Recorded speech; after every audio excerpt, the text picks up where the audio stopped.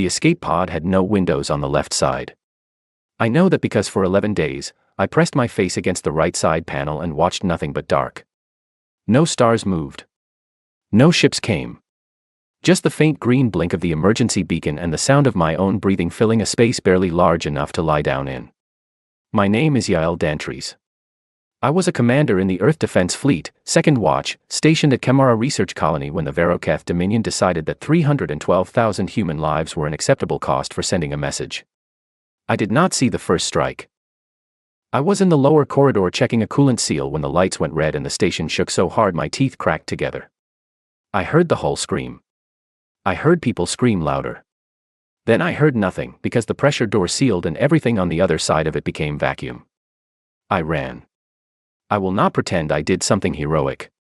I ran toward the emergency bay because that is what my legs decided to do and my brain agreed. I launched in Pod 7 with one other person, a maintenance technician named Oliver Crane, who died on day 4 from internal injuries he had not told me about. He said he did not want me to worry. I held his hand until he stopped breathing and then I sat in the dark alone and listened to the beacon blink. Green. Green. Green. The colony's emergency log was the only system still running in the pod. It updated automatically from the station's last transmission. I read every name on that log. All 312,409 of them. I read them slowly, one by one, because they deserve that much. Researchers. Engineers. Children born on the station who had never seen Earth. Teachers. Doctors. A woman named Grace Fuller who had submitted a paper on atmospheric soil development just 6 hours before the strike. A boy named Peter Aldous, age 7, whose birthday was 3 days away. I read every name twice. The Veroketh did not warn us.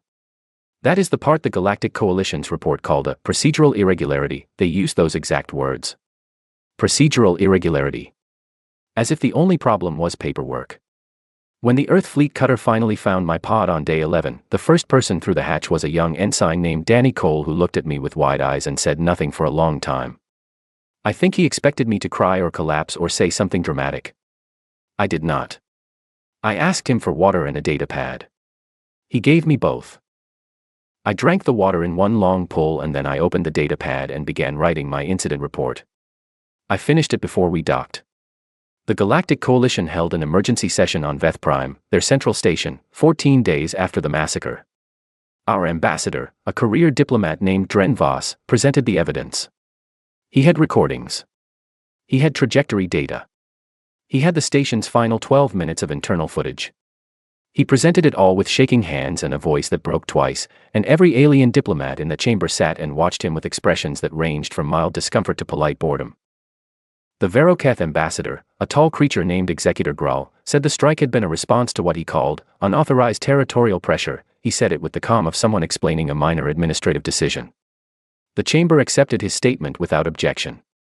A Lasari delegate suggested that both parties take time to recalibrate expectations. A Theonic collective representative proposed a joint study on colonial boundary mapping. The final resolution that emerged from that session was 3 paragraphs long. It expressed deep concern. It recommended that humanity reconsider its rate of expansion. It noted that the coalition hoped all parties would move forward constructively. It did not name the Veroketh. It did not use the word attack. It did not use the word wrong.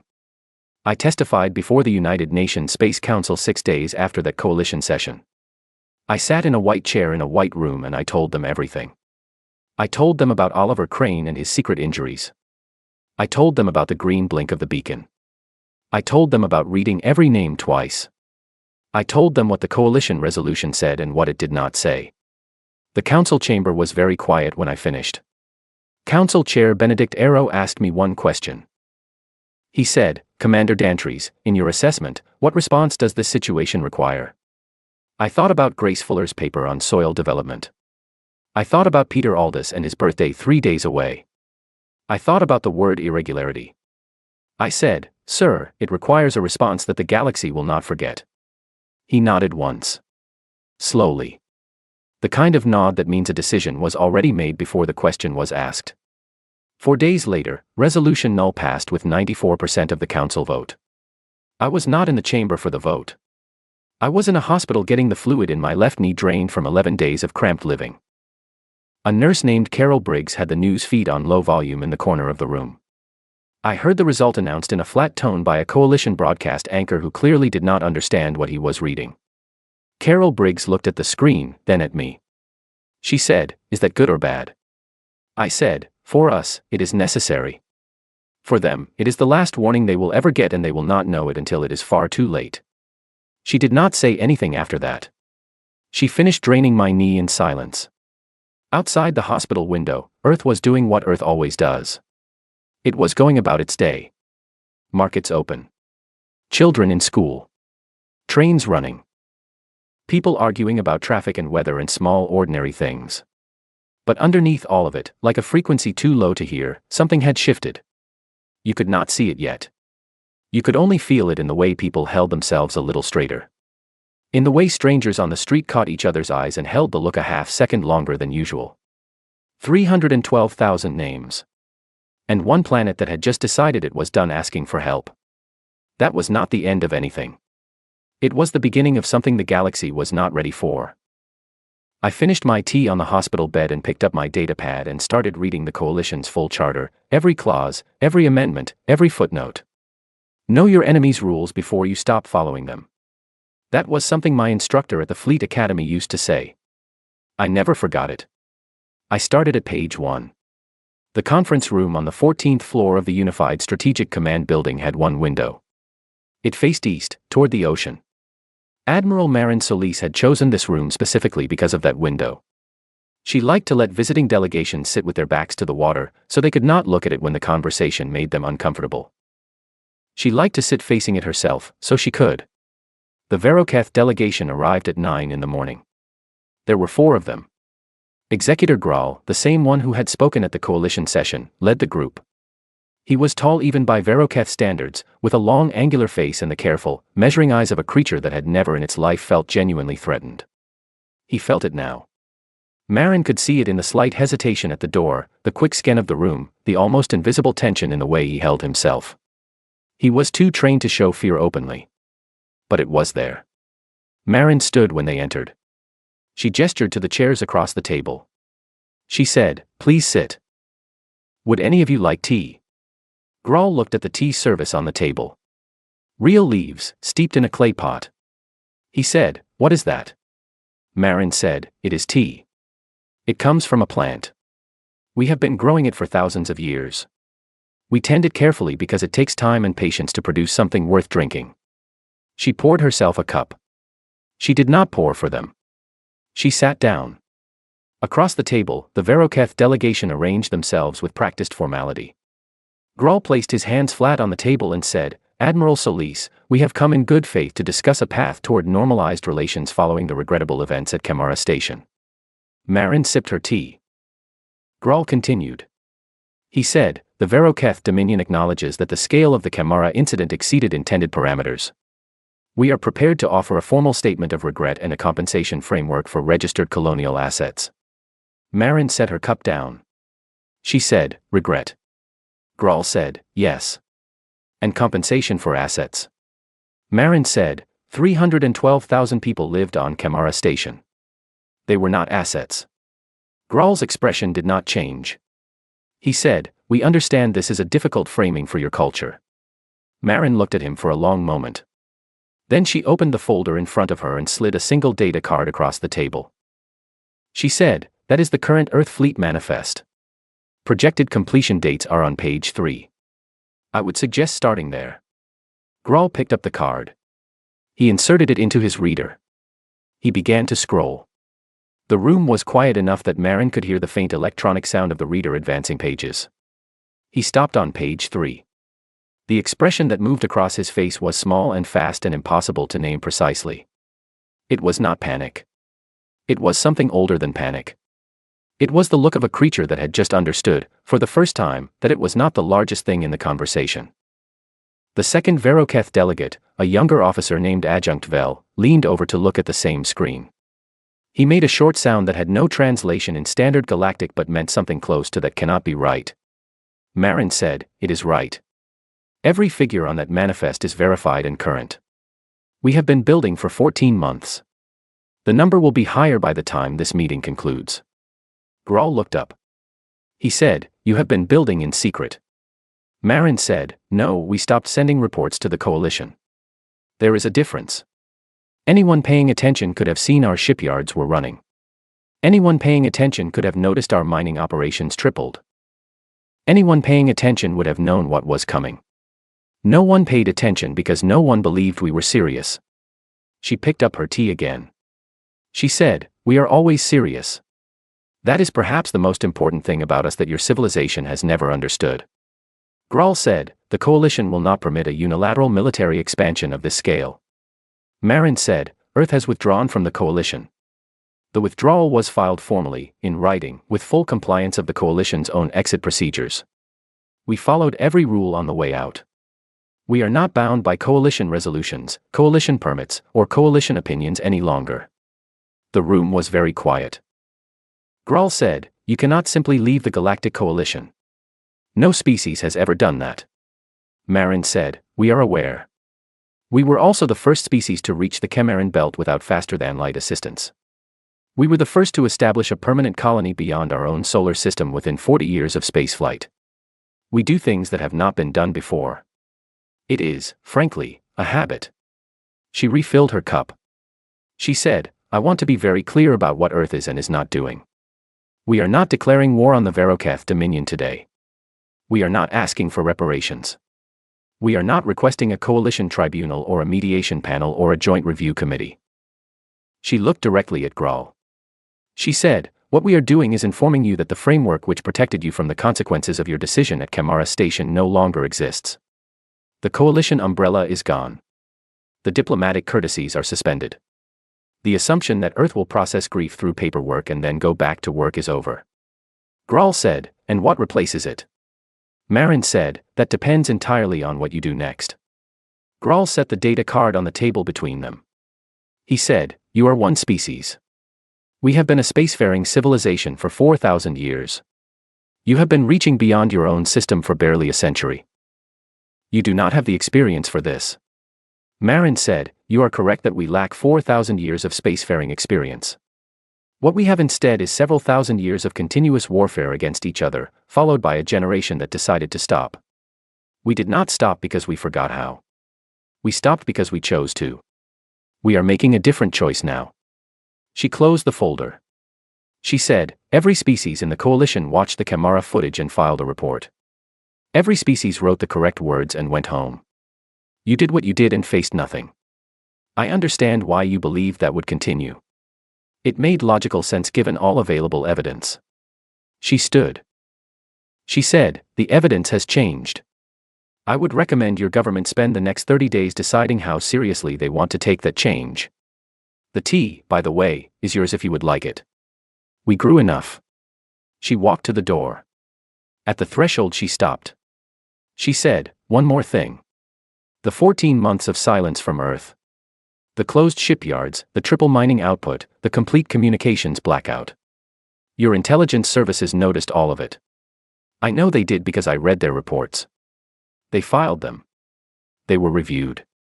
And the decision made at the top levels of your government was that it was a show of posturing. That humans would grieve loudly and then calm down." She turned and looked at Grawl one final time.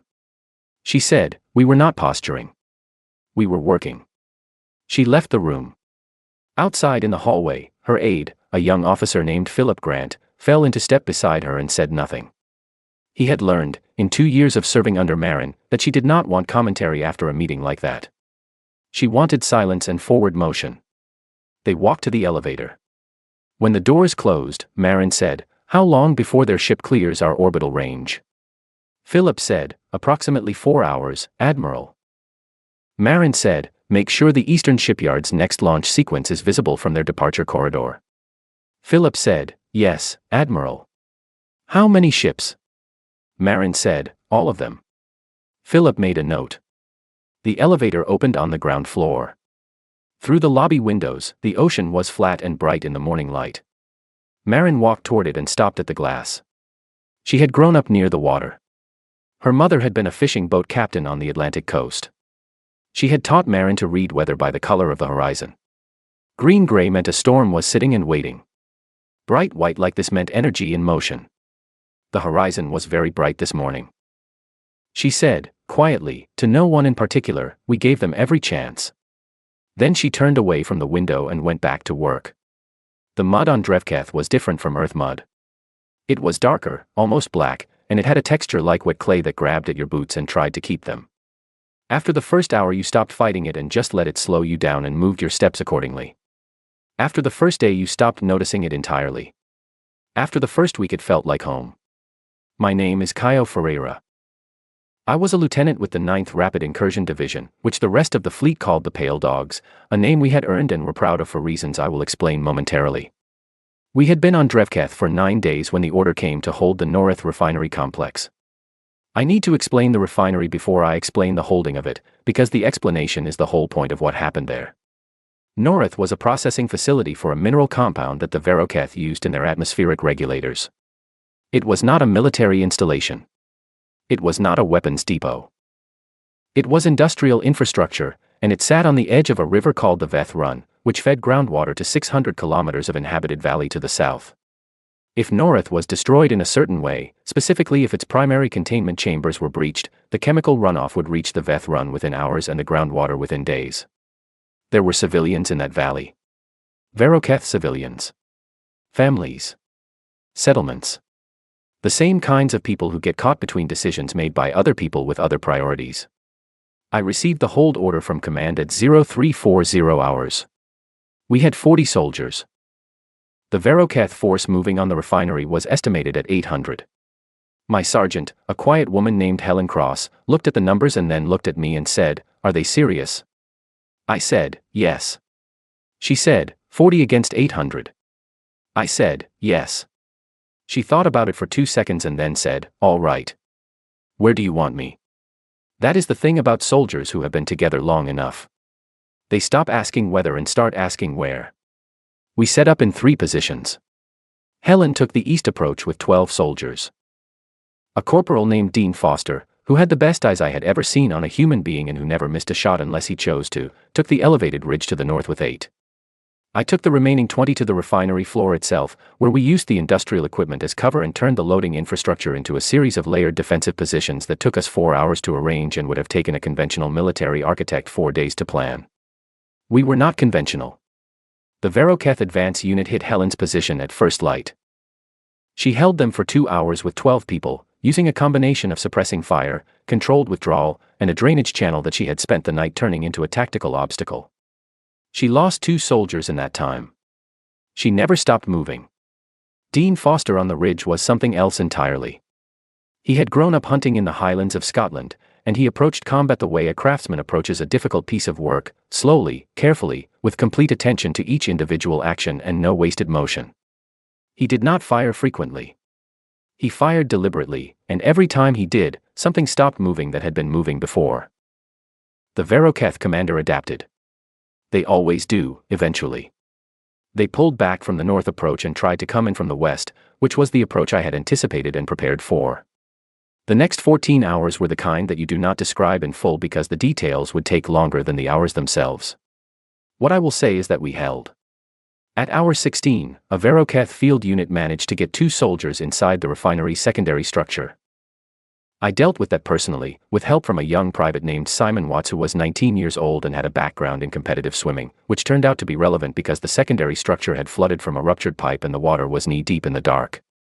Simon Watts moved through that flooded corridor in absolute silence and absolute certainty, and we came out the other end and the secondary structure was secure again. He was breathing hard when it was over. He looked at me and said, "Sir, is this normal?"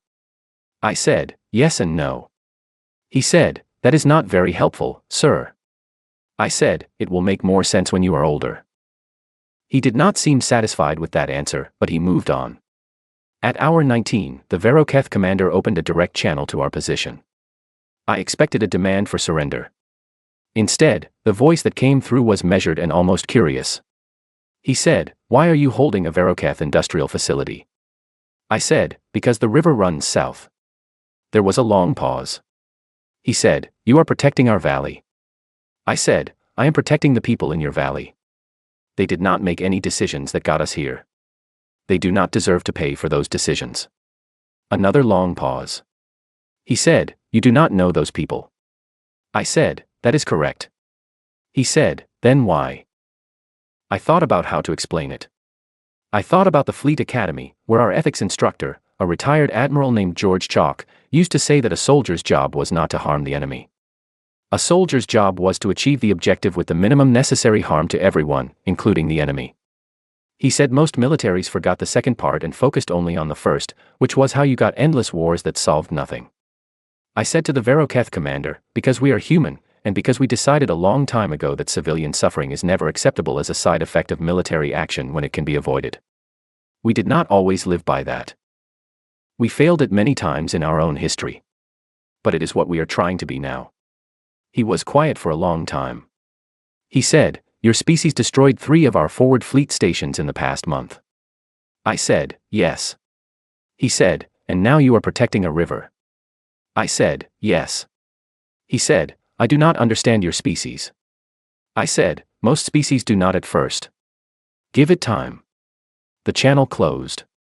20 minutes later, the Veroketh forces pulled back 2 kilometers. They did not attack again that night. The refinery held. The river ran south. The valley did not know what had almost happened to it. Helen Cross found me in the loading bay at dawn. She sat down on a crate and pulled off one of her mud-covered boots and turned it upside down. A remarkable amount of dark Drevketh mud poured out. She said, "Next time command says hold a facility, can we know in advance it is going to be 19 hours? I said, "Would that change your answer?" She thought about it. She said, "No, but I would bring better boots." Dean Foster came in from the ridge just after sunrise. He cleaned his equipment without being asked, as he always did, and then sat quietly with a cup of something hot and looked at nothing in particular for a while. That was how he processed things. Quietly, internally, in his own time. I had learned to leave him to it. Simon Watts was already asleep in the corner of a loading bay, using his pack as a pillow, his face completely relaxed in the way that young soldiers sleep after they have survived something they did not expect to survive. He looked about 12 years old in that light. We had lost 5 soldiers in 19 hours. I wrote their names in my field log before I did anything else. I wrote what I knew about each of them. Small things. The kind of things that do not make it into official reports but that matter more than the official reports. A private named Tara Holloway who had wanted to be a marine biologist before she joined the fleet. A corporal named Sam Bridge who could fix any mechanical system with whatever materials were available and who had once repaired a communications relay with a pen cap and a piece of wire. 3 others who had been with the division less than 6 months and whose full stories I was still learning when their stories ended. I wrote their names and then I closed the log and stood up and went to check the perimeter. The mud grabbed at my boots on the way out, as it always did. I had stopped fighting it a long time ago. The Grand Chamber of the Galactic Coalition was built to impress. The ceiling was 100 meters high and made of a transparent material that let in the light of whatever star the station was currently orbiting. The seating tiers rose in concentric circles, and at the center, in a position that was technically neutral but architecturally dominant, was the speaker's platform. Ambassador Lyra Chen had stood on that platform before, years ago, as a junior member of Earth's diplomatic mission. She had stood there and spoken carefully and politely and followed every procedural rule and sat down when she was told to sit down. She was not here to sit down today. The chamber was full. That alone told the story. In the 3 years since Kamara, the coalition had held hundreds of sessions where key delegates arrived late or sent representatives. Today, every seat was filled. Every species that had a voice in the chamber had sent its most senior member. They were here because Earth had requested an emergency plenary session, and when Earth requested things now, the coalition responded differently than it once had. Lyra walked to the platform without haste. She was 42 years old, with short dark hair and a manner that people often mistook for calm until they were on the wrong side of it and realized it was something more precise than calm. It was control. Complete, chosen, conscious control of every word, every pause, every expression. She set one folder on the platform. Nothing else. She said, 3 years and 4 months ago, the Veroketh Dominion conducted a strike on Kamara Research Colony. 312,000 people died. This chamber's response was a resolution that expressed concern and recommended that humanity reconsider its expansion policies. She looked around the room. She said, I am not here to discuss that response today. Its inadequacy is already a matter of historical record. What I am here to discuss is what this coalition intends to do about the fact that the framework that allowed it happened is still intact, that the precedents which permitted it are still standing, and that without structural change, it will happen again to someone else. The Speaker of the Chamber, a theonic elder named Prime Voice Itherin, said, "Ambassador Chen, Earth has conducted a significant independent military campaign over the past 14 months. The coalition has significant concerns about the precedent this sets for unilateral action." Lyra said, "The coalition had 14 months to raise those concerns while we were acting. It did not. It is raising them now because we have stopped." Itherin said, "The scale of Earth's military response has destabilized 3 sectors." Lyra said, "The scale of Earth's response was proportional to the scale of the provocation and the complete absence of any collective response from this body. If you would like to discuss proportionality, I am prepared to have that conversation at length." She opened the folder. She said, "I have 3 requests. I am going to present them now and this chamber is going to vote on them before this session closes. I am not asking for deliberation periods or committee referrals or working group formations. I am asking for votes, today, on the record, with every delegate's name attached to their choice." The room shifted. Not dramatically.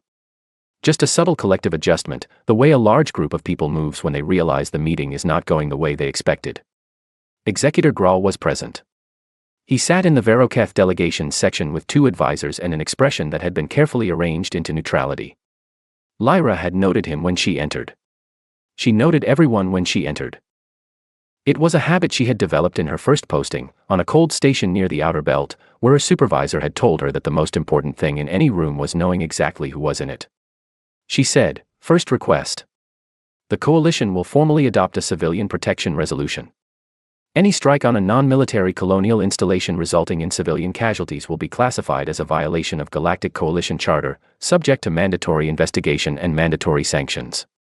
The word mandatory is the important word. Not optional. Not recommended. Mandatory. She looked at the Veroketh section. She said, "Second request.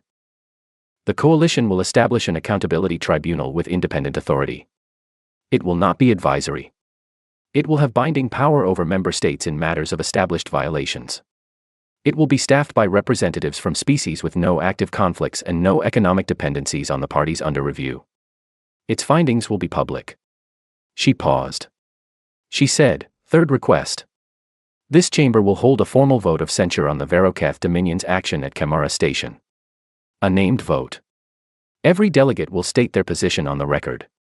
The record will be permanent, publicly accessible, and cannot be amended or expunged by future coalition decisions." The room was very still. Executor Grawl leaned forward. He said, "Ambassador, the Veroketh Dominion strenuously objects to the framing of these requests as urgent matters requiring immediate votes. We would request the standard deliberation period of 90 days.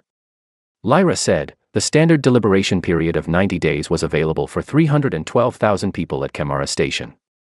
It was not offered to them. It will not be offered to you today." Grawl said, "The Kamara incident was a tragedy. However, characterizing it as a deliberate violation of coalition principles is a significant escalation of language. The Veroketh Dominion has cooperated fully with all subsequent diplomatic processes." Lyra reached into the folder. She removed a small audio device and set it on the platform. She said, "This is the internal communication record from Kamara Station's final 47 minutes. It was recovered from the emergency black box archive. I will play it now in its entirety for this chamber." She pressed the device. The sounds that came from it were ordinary. That was what made them so difficult to sit with. There was no drama in them. There was the ordinary sound of a working day. Voices in corridors. The specific hum of industrial ventilation systems. The sound of children talking, not about anything important, the way children talk constantly about small things because everything is interesting when you are young enough. Then the sound changed. And the chamber changed with it. Lyra watched the room while the recording played. She watched theonic delegates who had been in this chamber for decades and had heard every kind of argument and every kind of evidence. She watched them sit very still. She watched them stop performing neutrality and simply feel what they were hearing. The recording ran its full length. 47 minutes. Lyra did not stop it.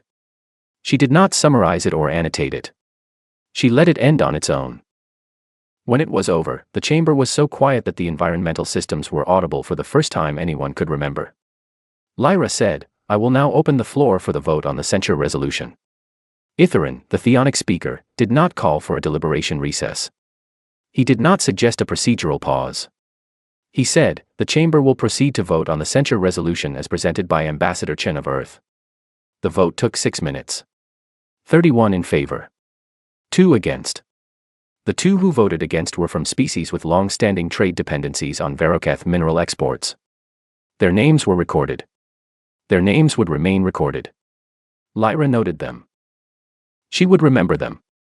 Executor Grawl sat with his hands flat on the table of the delegation section, which was what he had done in Marin Solis's conference room 3 years ago. Lyra had read the transcript of that meeting carefully. She had noted the detail about the hands. It meant he was managing himself. She said, "The censure resolution passes. The coalition will now proceed to the vote on the civilian protection resolution." That vote passed 33-0. The 2 who had voted against censure voted in favor of civilian protections. Lyra noted that too. Interesting. They drew a line somewhere. Everyone drew a line somewhere. The Accountability Tribunal resolution passed 30-3. When the session closed, several delegates approached Lyra with expressions that mixed relief with something like embarrassment.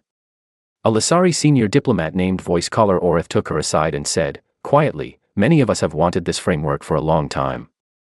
We lack the standing to push it." Lyra said, "You had the standing. You lack the will. I understand the difference, but I want you to understand that I understand it." Orith was quiet for a moment. Then he said, "Will Earth rejoin the coalition now?" Lyra said, "No." Orith said, "Why not?" Lyra said, "Because Earth has learned something that it took us too long to learn. Structures are only as strong as the accountability behind them. We are not confident this chamber has fully learned that lesson yet. We are not interested in rejoining an organization that might require us to fight the same fight again in 20 years. She picked up her folder. She said, "What we are doing instead is establishing a parallel structure. The Camara Accord. It will have a smaller membership. Harder criteria for entry. Real enforcement mechanisms. Species that want to be part of something with actual standards are welcome to apply. The application process is open." She walked to the exit. She said, without turning, "The tea, incidentally, was Admiral Solis's idea. She wanted you all to know we grow things carefully and tend them over time. I hope this chamber has started to understand what she meant." She left.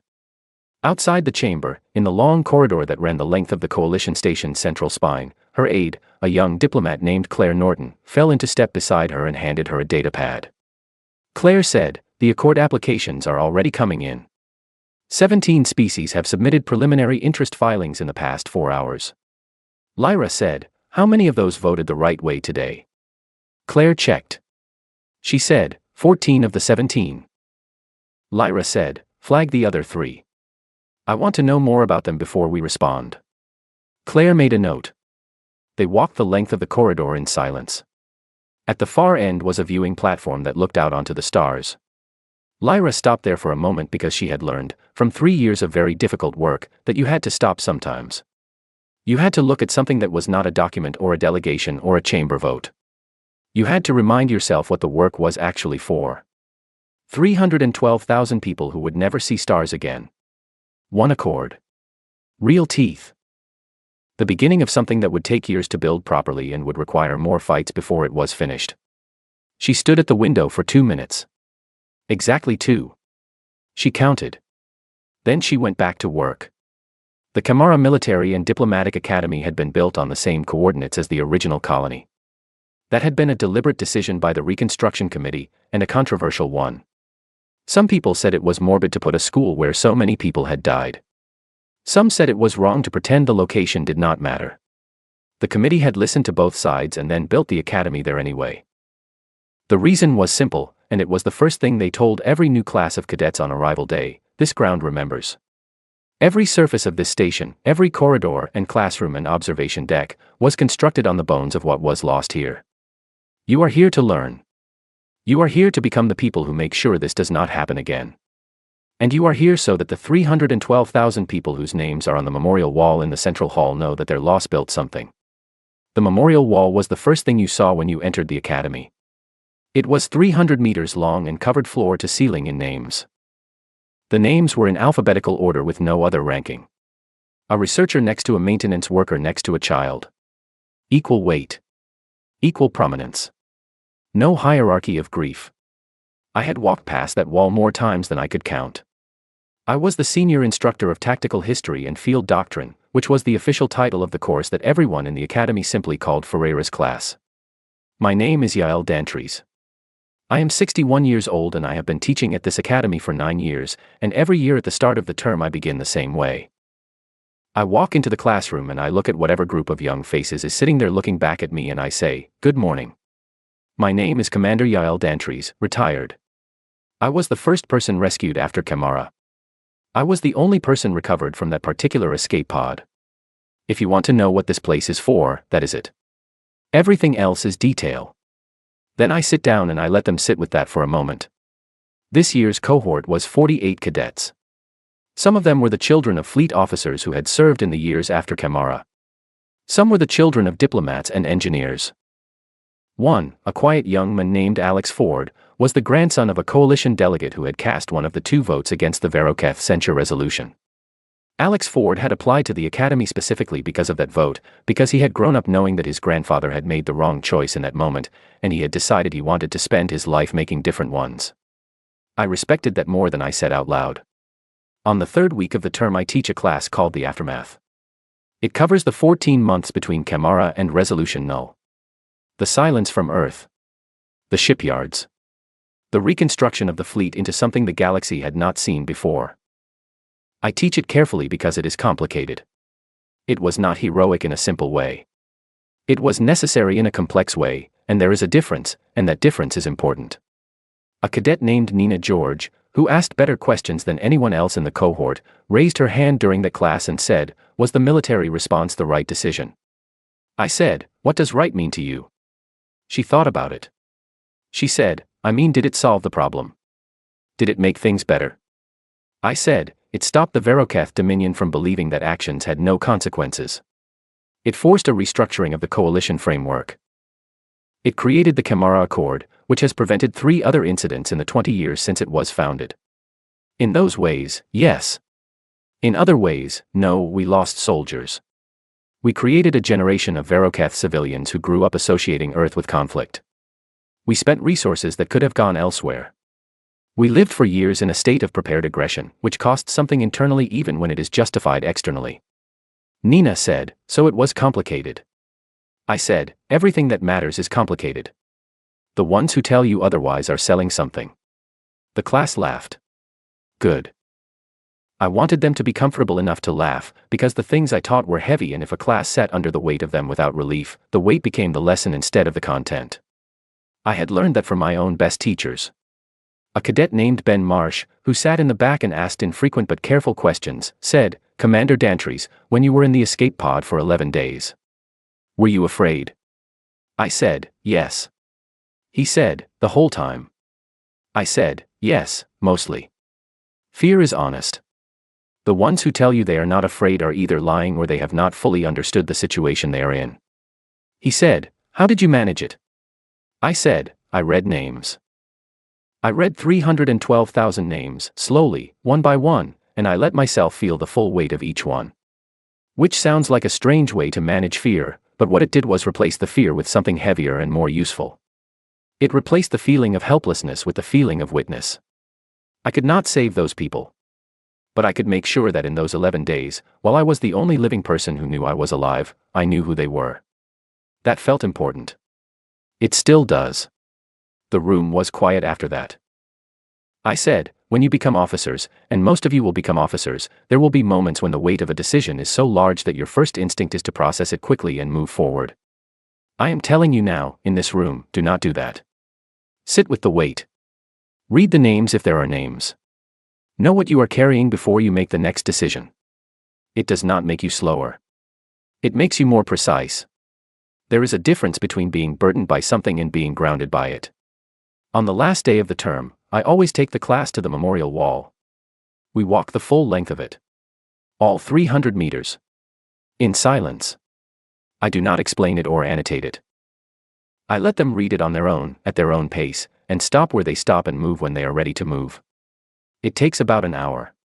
I have done it with 14 cohorts. It is always different. Some cadets move quickly through the first section and slow almost to a stop in the middle. Some start slowly and pick up pace but then stop completely near the end when a name catches them. Some reach the end and then go back to find a specific name they want to see again. Alex Ford, on that last day, stopped at a name about 100 meters from the start and stood there for a long time. I stood nearby and did not say anything.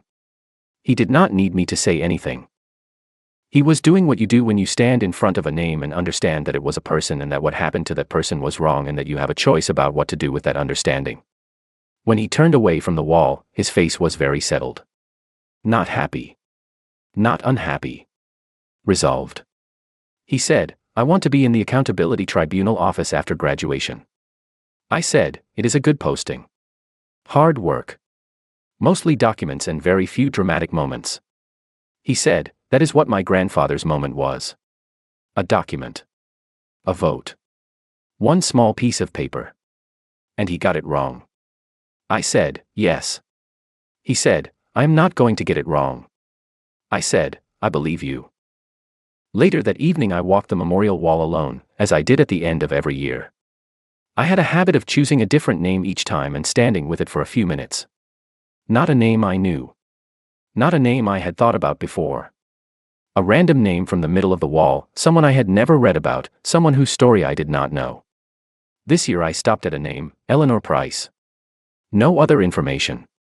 Just the name and a small indicator that she had been a resident of the station for 7 years. Eleanor Price. 7 years at Camara. Enough time to know the place properly. Enough time to have routines and favorite spots and people she ate her meals with. Enough time to consider it home. I stood there for a while. The hall was empty and quiet. The lights in the memorial hall ran on a low setting in the evenings, warm and still, and the names on the wall caught the light slightly. I thought about the question that cadets always asked me, the one they thought was the deepest question. They asked it every year, sometimes directly, sometimes circling it for the whole term before they said it out loud. The question was, were we the good ones? I never answered it the same way twice. This year I had answered it with complexity, with the discussion about what right means and the acknowledgement that the military response produced mixed outcomes along with necessary ones. That was a true answer. It was also an incomplete answer, and I knew it. The complete answer was longer and harder. It went something like this. We were human. We had been human for a very long time before we ever reached space, and that history was written in layers. Some of those layers were things we were not proud of. Wars we started for bad reasons. Resources we took without asking. Times we chose convenience over conscience. If you went back far enough in Earth's history, you could find humans doing things to other humans that would horrify any species in the galaxy, and probably did, when the records were eventually shared. But you could also go back through that same history and find something else running alongside all of it. A thread of people who said, "This is wrong, and I am going to do something about it." A thread of people who built hospitals in the middle of conflicts. Who walked back into burning buildings for strangers. Who stood in chambers and courtrooms and squares and said, "You are not going to do this, not while I am here." The thread was always there. It ran through every century, every catastrophe, every low point. It was thin sometimes and thick sometimes, and it broke in places. But it never disappeared completely. What happened after Camara was not that humanity became suddenly noble. It was that the thread became, for a specific period, the loudest voice in the room. Marin Solis holding the data card across the table. Caio Ferreira holding a refinery for 19 hours for a river he had never seen. Lyra Chen letting 47 minutes of audio play in a chamber that needed to hear it. 48 new cadets walking a 300-meter wall in silence, learning to carry names. The thread. The same thread. Just louder for a while. I looked at Eleanor Price's name for another minute. Then I said, quietly, "I hope you knew what we built here. I hope wherever you are, you can see it." I walked the rest of the wall slowly on my way out. All 300 meters. In the old habit. One by one. At the door I stopped and looked back at the wall from the far end. From this distance the names blurred together into a continuous surface. Not individuals anymore. A presence. A weight. A reason. I thought about what I said to my cadets on their first day. This ground remembers. I turned out the light and walked out into the corridor. The station hummed around me the way stations always do, a deep background vibration that you only notice when you stop and let yourself hear it. Somewhere above me, 48 new cadets were in their rooms preparing for a new phase of their lives. Somewhere out in the galaxy, the Camara Accord was in session, holding someone accountable for something. Somewhere on Drevketh, the river called the Veth Run was flowing south toward a valley that did not know what had once nearly happened to it. The Earth had been done being civilized, once. It had done what it needed to do. And then, harder, it had chosen what to become on the other side of that. Not perfect. Not finished. Not free of contradictions or complications or the long, slow work of getting things more right over time. But deliberate. Awake. Moving with intention toward something better than where it had been. That was the answer I gave myself on the nights when I needed one. It was not tidy enough for a monument. It was true enough to build a school on. I walked back to my quarters through the station's quiet corridors and slept without nightmares, which did not happen every night, but happened more than it used to. In the morning, I would go back to the classroom. There was always more to teach.